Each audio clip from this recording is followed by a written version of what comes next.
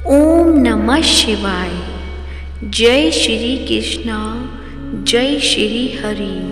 प्रिय भक्तजनों, आप सभी का मायरा वॉइस चैनल में हार्दिक स्वागत है। आप सभी का दिन शुभ और मंगलमय हो। आज की इस वीडियो में आप सुनेंगे माघ मास का अध्याय 11। उसका श्रवण करने से पहले आप सभी को माघ मास में सुनी जाने वाली एक पौराणिक कथा सुनाऊंगी, जिसमें जीवन का हर मनचाहा सुख देती है। तो आइए सुनते हैं यह कथा। स्कंद पुराण के रेवा खंड में माघ स्नान की कथा के उल्लेख किया गया है कि प्राचीन काल में नर्मदा तट पर शुभव्रत नामक ब्राह्मण निवास करते थे। वे सभी वेद शास्त्रों के अच्छे श्रोता थे और ज्ञाता थे, किंतु उनका स्वभाव धन संग्रह करने का अधिक था। उन्होंने धन तो बहुत एकत्रित किया। वृद्धावस्था के दौरान उन्हें अनेक रोगों ने घेर लिया। तब उन्हें ज्ञान हुआ कि मैंने पूरा जीवन धन कमाने में लगा दिया, अब परलोक सुधारना चाहिए। वह परलोक सुधारने के लिए चिंताचूर हो गए। अचानक उन्हें एक श्लोक याद आया, जिसमें माघ मास के स्नान की विशेषता बताई गई थी। उन्होंने माघ स्नान का संकल्प लिया और माघे निमग्ना सलिले शुचिते विमुक्त पाप स्त्री दिवप प्रियांति। इसी श्लोक के आधार पर नर्मदा में स्नान करने लगे। 9 दिनों तक प्रातः नर्मदा में जल स्नान किया और 10वें दिन स्नान के बाद उन्होंने अपना शरीर त्याग दिया। शुभव्रत ने जीवन भर कोई अच्छा कार्य नहीं किया था, लेकिन माघ मास में स्नान करके पश्चाताप करने से उनका मन निर्मल हो गया। माघ मास के स्नान करने से उन्हें स्वर्ग की प्राप्ति हुई। इस तरह जीवन के अंतिम क्षणों में उनका कल्याण हो गया।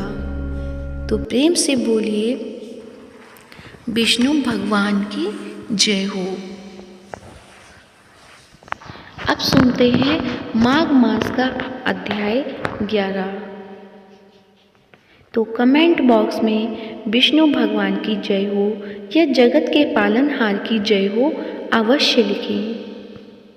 यमदूत कहने लगा कि हे वैश्य, मनुष्य को सदैव शालिग्राम जी शिला में तथा वज्र या कीट चक्र में भगवान वासुदेव का पूजन करना चाहिए, क्योंकि सब पापों का नाश करने वाले, सब पुण्यों को देने वाले तथा मुक्ति प्रदान करने वाले भगवान विष्णु का इसमें निवास होता है। जो मनुष्य शालिग्राम की शिला या हरि चक्र में पूजन करता है, वह अनेक मंत्रों का फल प्राप्त कर लेता है। जो फल देवताओं और निर्गुण ब्रह्म की उपासना में मिलता है, वही फल मनुष्य को भगवान शालिग्राम का पूजन करने से यमलोक को नहीं देखना। भगवान को लक्ष्मी जी के पास अथवा वैकुंठ में इतना आनंद नहीं आता जितना शालिग्राम की शिला या चक्र में निवास करने में आता है। स्वर्ण कमल युक्त करोड़ों शिवलिंग के पूजन से इतना फल मिलता जितना एक दिन शालिग्राम के पूजन से मिलता है। भक्ति पूर्वक शालिग्राम का पूजन करने से विष्णु लोक में वास करके मनुष्य चक्रवर्ती होता है। काम, क्रोध, लोभ, मोह, अहंकार से युक्त होकर भी मनुष्य शालिग्राम का पूजन करने से वैकुंठ में प्रवेश करता है। जो सदैव शालिग्राम का पूजन करते हैं, वह प्रलय काल तक स्वर्ग में वास करते हैं। जो दीक्षा, नियम और मंत्रों से चक्र में बलि देता है, वह निश्चय करके विष्णु लोक को प्राप्त होता है। जो शालिग्राम के जल से अपने शरीर का अभिषेक करता है, वह मानो संपूर्ण तीर्थों में स्नान करता है। गंगा, रेवा, गोदावरी सबका जल शालिग्राम में वास करता है। जो मनुष्य शालिग्राम की शिला के सन्मुख अपने पिता का श्राद्ध करता है, उनके पितर कई कल्प तक स्वर्ग में वास करते हैं। जो लोग नित्य शालिग्राम की शिला का जल पीते हैं, उनके हजारों बार पंचगव्य पीने से क्या प्रयोजन। यदि शालिग्राम की शिला का जल पिया जाए तो सहस्त्रों तीर्थ करने से क्या लाभ। जहाँ पर शालिग्राम है वह स्थान तीर्थ स्नान के समान ही है। वहाँ पर किए गए संपूर्ण दान होम करोड़ों गुना फल को प्राप्त होता है। जो एक बूंद भी शालिग्राम का जल पीता है वह माता के स्तनों का दुग्ध पान नहीं करता अथवा गर्भाशय में नहीं आता। शालिग्राम शिला में जो कीड़े मकोड़े एक कोस के अंतर पर मरते हैं वह भी वैकुंठ को प्राप्त होते हैं। जो फल वन में तप करने से प्राप्त होता है वही फल भगवान को सदैव स्मरण करने से प्राप्त होता है। मोहवश अनेक प्रकार के घोर पाप करने वाला मनुष्य भी भगवान को प्रणाम करने से नरक में नहीं जाता। संसार में जितने तीर्थ और पुण्य स्थान हैं भगवान के केवल नाम मात्र के कारण से प्राप्त हो जाते हैं। तो प्रेम से बोलिए विष्णु भगवान की जय हो। माघ मास का अध्याय 11 यहीं पर समाप्त होता है। तो प्रेम से बोलिए लक्ष्मीपति नारायण भगवान की जय हो। अब सुनते हैं श्रीमद् भगवत पुराण का आगे का अध्याय। तो प्रेम से बोलिए विष्णु भगवान की जय हो, कृष्ण भगवान की जय हो। श्री सुखदेव जी कहते हैं, परीक्षित भगवान श्री कृष्ण के वचन सुनकर महामति उद्धव जी ने देवर्षि नारद सभासद और भगवान श्री कृष्ण के मत पर विचार किया और फिर वे कहने लगे। उद्धव जी ने कहा, भगवान देवर्षि नारद जी ने आपको सलाह दी है कि फफेरे भाई पांडवों के राजस्व यज्ञ में सम्मिलित होकर उनकी सहायता नहीं करनी चाहिए। उनका यह कथन ठीक ही है और साथ ही यह भी ठीक है शरणागतों की रक्षा अवश्य कर्तव्य है। प्रभु, जब हम इस दृष्टि से विचार करते हैं कि राजस्व यज्ञ वही कर सकता है जो दशों दिशाओं पर विजय प्राप्त कर ले, तब हम इस निर्णय पर बिना किसी दुविधा के पहुंच जाते हैं कि पांडवों के यज्ञ और शरणागतों की रक्षा दोनों कामों के लिए जरासंध को जीतना आवश्यक है। प्रभु, केवल जरासंध को जीत लेने से ही हमारा महान उद्देश्य सफल हो जाएगा। साथ ही उससे बंदी राजाओं की मुक्ति और उसके कारण आपको सुयश की प्राप्ति हो जाएगी। राजा जरासंध बड़े बड़े लोगों के भी दांत खट्टे कर देते हैं, क्योंकि 10,000 हाथियों का बल उसे प्राप्त है। उसे यदि हरा सकते हैं तो केवल भीमसेन, क्योंकि वे भी वैसे ही बली हैं। उसे आमने सामने के युद्ध में एक वीर जीत ले, यही सबसे अच्छा है। 100 अक्षौहिणी सेना लेकर जब वह युद्ध के लिए खड़ा होगा उस समय उसे जीतना आसान न होगा। जरासंध बहुत बड़ा ब्राह्मण भक्त है।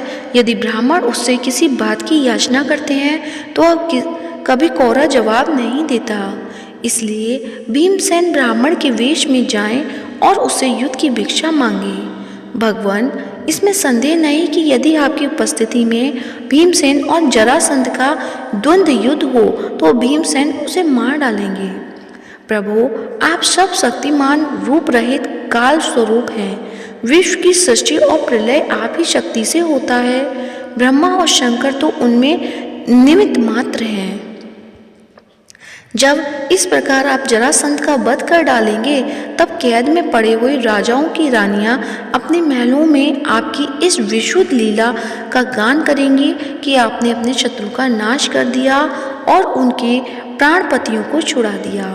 ठीक वैसे ही जैसे गोपियां शंखचूड़ से छुड़ाने की लीला का अपने शरणागत मुनिगण गजेंद्र और जानकी जी के उद्धार की लीला का तथा हम लोग आपके माता पिता को कंस के कारागार से छुड़ाने की लीला का गान करते हैं। इसलिए प्रभु, जरासंध का वध स्वयं ही बहुत से प्रयोजन सिद्ध कर देगा। बंदी नरपतियों के पुण्य परिणाम से अथवा जरासंध के पाप परिणाम से सच्चिदानंद स्वरूप श्री कृष्ण आप भी तो इस समय राजस्व यज्ञ का होना भी पसंद करते हैं। श्री सुखदेव जी कहते हैं, परीक्षित, उद्धव जी की यह सलाह सब प्रकार से हितकर और निर्दोष थी। देवर्षि नारद, यदुवंश के बड़े बूढ़े और स्वयं भगवान श्री कृष्ण ने भी उनकी बात का समर्थन किया।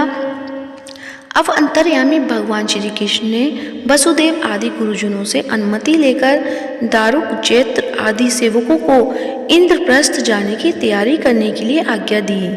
इसके बाद भगवान श्री कृष्ण ने यमदूत उग्रसेन और बलराम जी से आज्ञा लेकर बाल बच्चों के साथ रानियों और उनके सब सामने को आगे चला दिया और फिर दारुक के लाए हुए गरुड़ ध्वज रथ पर स्वयं सवार हुए।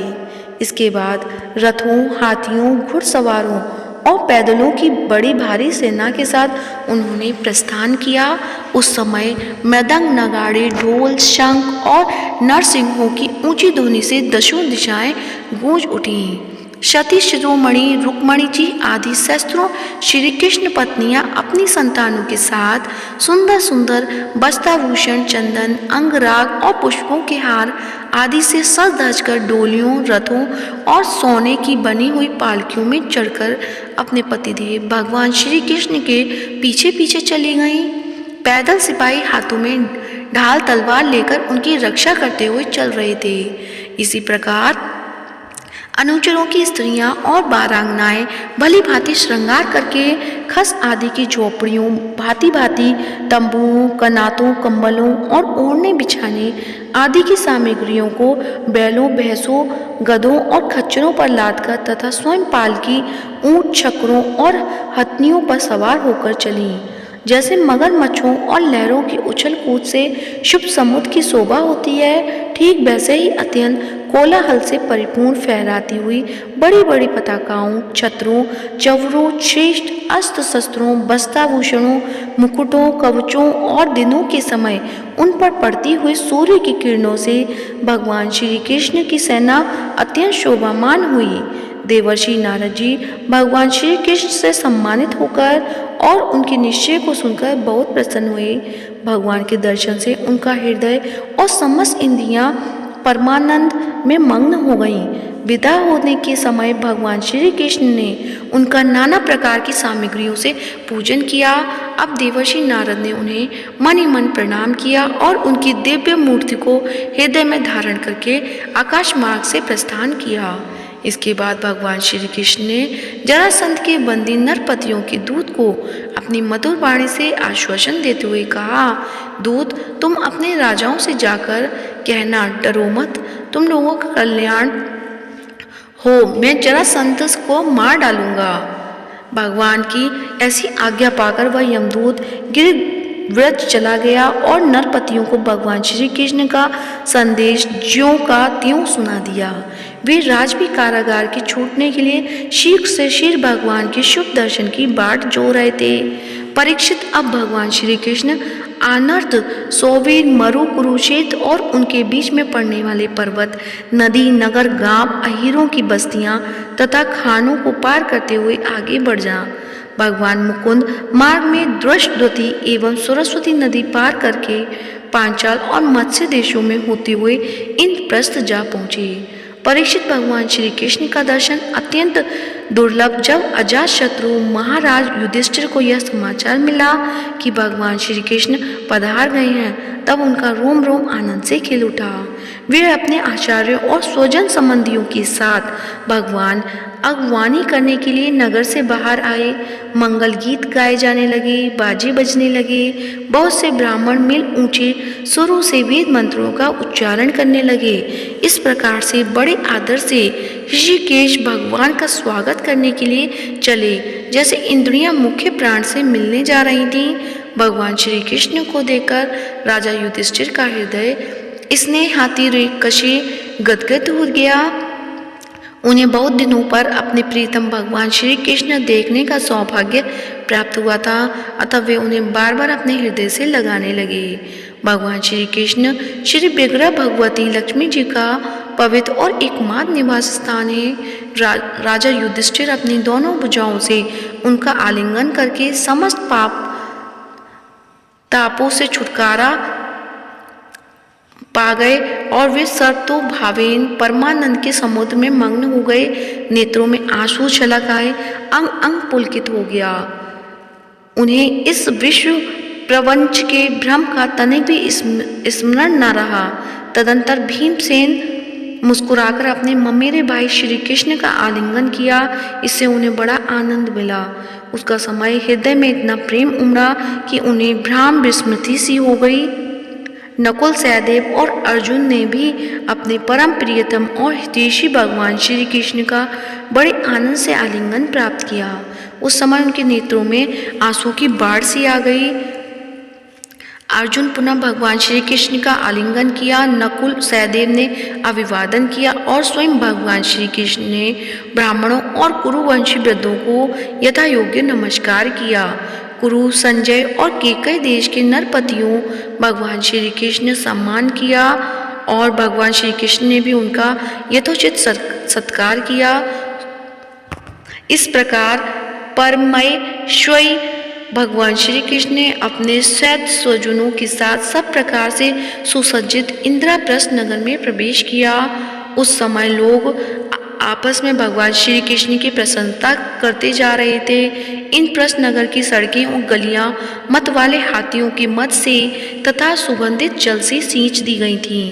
जगह जगह रंग बिरंगी झाड़ियां लगा दी गई थीं, सुनहरे तोरण बांधे हुए थे और सोने के जल भरे कलश स्थान स्थान पर शोभा पा रहे थे।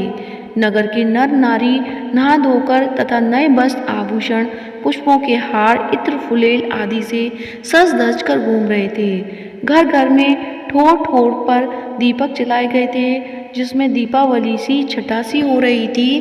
प्रत्येक घर के झरोखे से धूप का धुआं निकलता हुआ बहुत ही भला मालूम होता था। सभी घरों के ऊपर पताकाएं फहरा रही थीं तथा सोने के कलश और चांदी के शिखर जगमगा रहे थे। भगवान श्री कृष्ण इस प्रकार के महलों से परिपूर्ण पांडवों की राजधानी इंद्रप्रस्थ नगर को देखते हुए आगे बढ़ रहे थे। जब युवतियों ने सुना कि मानव नेत्रों के पान पात्र अर्थात अत्यंत दर्शनीय भगवान श्री कृष्ण राजपथ पर आ रहे हैं, सेज पर सोए हुए अपने पतियों को भी छोड़ दिया और भगवान श्री कृष्ण का दर्शन करने के लिए राजपथ पर दौड़ पड़ी। सड़क पर हाथी, घोड़े तथा रथ और पैदल सेना की भीड़ लग रही थी। उन स्त्रियों ने अटारियों पर चढ़कर रानियों के सहित भगवान श्री कृष्ण का दर्शन किया, उनके ऊपर पुष्पों की वर्षा की और मन ही मन आलिंगन किया तथा प्रेम भरी मुस्कान एवं चितवन से उनका स्वागत किया। नगर की स्त्रियां राजपथ पर चंद्रमा के साथ विराजमान ताराओं के समान श्री कृष्ण की पत्नियों को देखकर आपस में कहने लगीं, सखी, इस बड़भागिनी रानियों ने न जाने ऐसा कौन सा पुण्य किया है जिनके कारण पुरुष शिरोमणि भगवान श्री कृष्ण अपने उन्मुक्त हाथ से और विलासपूर्ण कटाक्ष से उनकी ओर देकर उनके नेत्रों में परम आनंद प्रदान कर रहे हैं। इस प्रकार भगवान श्री कृष्ण राजपथ से चल रहे थे। स्थान स्थान पर बहुत से निष्पाप, धनी मानी और शिल्पजीवी नगरियों ने अपने मांगलिक वस्तुएं ला लाकर उनकी पूजा अर्चना और स्वागत सत्कार किया। अंतःपुर की स्त्रियां भगवान श्री कृष्ण को देखकर प्रेम और आनंद से भर गईं। उन्होंने अपने प्रेम बेहल और आनंद से खिले नेत्रों के द्वारा भगवान का स्वागत किया और श्री कृष्ण का स्वागत सत्कार स्वीकार करते हुए राजमहल में पधारे। जब कुंती ने अपने त्रिभुवन पति भतीजे श्री कृष्ण को देखा तब उनका हृदय प्रेम से भर आया। वे पलंग से उठकर अपनी पुत्र वधू द्रौपदी के साथ आगे गईं और भगवान श्री कृष्ण को हृदय से लगा लिया। देवेश्वर भगवान श्री कृष्ण को राजमहल अंदर लाकर राजा युधिष्ठिर आदर भाव और आनंद के उद्देश्य से आत्मविस्मित हो गए। उन्हें इस बात की भी सुध न रही कि किस क्रम से भगवान की पूजा करनी चाहिए। भगवान श्री कृष्ण ने अपनी बुआ कुंती और गुरुजनों की पत्नियों का अभिवादन किया। उनकी बहन सुभद्रा और द्रौपदी ने भगवान को नमस्कार किया। अपनी सास कुंती की प्रेरणा से द्रौपदी वस्त्र, आभूषण, माला आदि द्वारा रुक्मणी, सत्यभामा, भद्रा, जाम्बवती, कालिंदी, मित्रविंदा, लक्ष्मणा और परम साध्वी सत्या भगवान श्री कृष्ण की इन पटरानियों का तथा वहां आई हुई श्री कृष्ण की अन्याय रानियों का भी यथो योग्य सत्कार किया। धर्मराज युधिष्ठिर ने भगवान श्री कृष्ण को उनकी सेना, सेवक, मंत्री और पत्नियों के साथ ऐसे स्थान में ठहराया जहां उन्हें नित्य नई नई सुख की सामग्रियां प्राप्त हों। तो प्रेम से बोलिए विष्णु भगवान की जय हो। यहीं पर श्रीमद् भगवत पुराण को विराम दिया जाता है। आगे का अध्याय हम कल सुनेंगे। तो प्रेम से बोलिए जगत के पालनहार की जय हो, लक्ष्मीपति नारायण के अनंत स्वरूपों की जय हो। आप सुनते हैं लपसी तपसी की कहानी। इस कहानी को सभी कथा के बाद अवश्य पढ़ना चाहिए। तो आइए सुनते हैं लपसी और तपसी की कहानी। एक समय की बात है, एक छोटे से गांव में दो दोस्त रहते थे जिनका नाम लपसी और तापसी था। तपसी हमेशा भगवान की श्रद्धा में लीन रहता था और लपसी सवा शेर की लापसी बनाकर भगवान को भोग चढ़ाता था। एक दिन दोनों इस बात के लिए बहस करने लगते हैं कि दोनों में बड़ा कौन है। तपसी बोलता है कि मैं रोज भगवान की पूजा करता हूँ इसलिए मैं बड़ा हूँ। उधर लपसी कहता है कि मैं रोज भगवान को भोग लगाता हूँ इसलिए मैं बड़ा हूँ। उसी वक्त नारद जी वहाँ से गुजर रहे थे। उन्होंने देखा कि लपसी और तपसी दोनों किसी चीज़ को लेकर बहस कर रहे हैं। उन्होंने उन दोनों से पूछा कि तुम क्यों लड़ रहे हो। उन दोनों ने अपने बड़े होने के कारण बताया। फिर नारद जी बोले कि इस बात का फैसला मैं कर सकता हूँ कि कौन बड़ा है। अगले दिन वह दोनों नहा धोकर अपने अपने काम में लग गए। फिर नारद जी चुपके से आए और तपसी के सामने 1.25 करोड़ की अंगूठी रख दी ताकि वह जान सके कि तपसी के मन में कितना लालच है। जब तपसी की नज़र उस अंगूठी पर पड़ी तब उसने चुपचाप उससे अपने पैर के नीचे छिपा लिया। फिर नारद जी ने लपसी के सामने अंगूठी रखी। अंगूठी पाकर उसने सोचा कि यह अंगूठी तो बहुत महंगी लग रही है, यह जिस किसी की होगी वह बहुत परेशान होगा। फिर वह बाहर जाकर उसके असली मालिक को खोजने लगा, लेकिन वह नहीं मिला। तो लपसी ने उस अंगूठी को अपने गाँव के मुखिया को दे दिया क्योंकि वह नहीं चाहता था कि किसी दूसरे की अंगूठी को वह अपने पास रखे। उसने मुखिया से कहा कि यह जिस किसी की भी अंगूठी है उसको वापस कर देना। फिर लपसी उस जगह पर जाता है जहाँ पर तपसी अपनी तपस्या कर रहा होता है। फिर वहाँ नारद जी प्रकट होते हैं। जब नारद जी उन दोनों के पास आते हैं फिर वो दोनों उससे पूछने लगते हैं कि हम दोनों में कौन बड़ा। नारद जी ने कहा कि तुम दोनों में लपसी बड़ा है। तपसी ने इस चीज़ का कारण पूछा। तब उन्होंने तपसी से खड़े होने को कहा। जब वह खड़ा हुआ तब उसकी अंगूठी दिख गई तो उसने अपने नीचे छिपाई होती है। उसकी चोरी पकड़ी जाती है। तब नारद जी ने तपसी से कहा कि तुम इतनी तपस्या करते हो फिर भी तुम्हारा मन साफ नहीं है और इसलिए तुम्हें कोई फल नहीं मिलता। नारद जी ने तपसी से कहा, सच्चा भक्त होना यह नहीं होता कि हम दिन भर तपस्या में लीन रहें, बल्कि हमारा सच्चा मन भी होना चाहिए, तभी हम एक सच्चे भक्त कहलाएंगे। तपसी अपने किए पर शर्मिंदा हो गया। उनको समझ में आ गया कि उसने कितनी बड़ी गलती की है। उसने नारद जी के सामने हाथ जोड़कर पूछा कि मुझे अपनी तपस्या का फल कैसे मिलेगा और मेरा पाप कैसे उतरेगा। तब नारद जी बोले कि जब कार्तिक मास में स्त्रियां कार्तिक नहाएंगी तब वे अपना पुण्य तुम्हें दे देंगी, और साथ ही यदि कोई धोती के साथ गमछा नहीं देगा तो वह फल तुम्हें मिलेगा। यदि कोई साड़ी देकर ब्लाउज नहीं देगा तो फल तुम्हें मिलेगा। यदि कोई अंगना लीपकर दहली नहीं लीपेगा तो वह फल तुम्हें मिलेगा। यदि कोई सीधा देखकर दक्षिणा नहीं देगा तो वह फल तुम्हें मिलेगा। यदि कोई ब्राह्मण जिमाकर दक्षिणा नहीं देगा तो वह फल तुम्हें मिलेगा। यदि कोई जूता देकर तेल नहीं देगा तो फल तुम्हें मिलेगा। यदि कोई सारी कहानियाँ सुने लेकिन तुम्हारी कहानियाँ नहीं सुने तो वह फल तुम्हें मिलेगा। फिर उसी दिन से हर व्रत और कथा के बाद तपसी और लपसी की कहानी कही और सुनी जाने लगी। लपसी और तपसी की कहानी का फल लपसी को मिले और तपसी की तपस्या का फल तपसी को मिले, हमारी पूजा पाठ का फल हमें मिले। तो सभी व्रत कथा के बाद लपसी और तपसी की कथा को अवश्य पढ़ना चाहिए। तो प्रेम से बोलिए लपसी और तपसी की जय हो। अब सुनते हैं श्री विष्णु चालीसा। तो प्रेम से बोलिए विष्णु भगवान की जय हो, जगत के पालनहार की जय हो।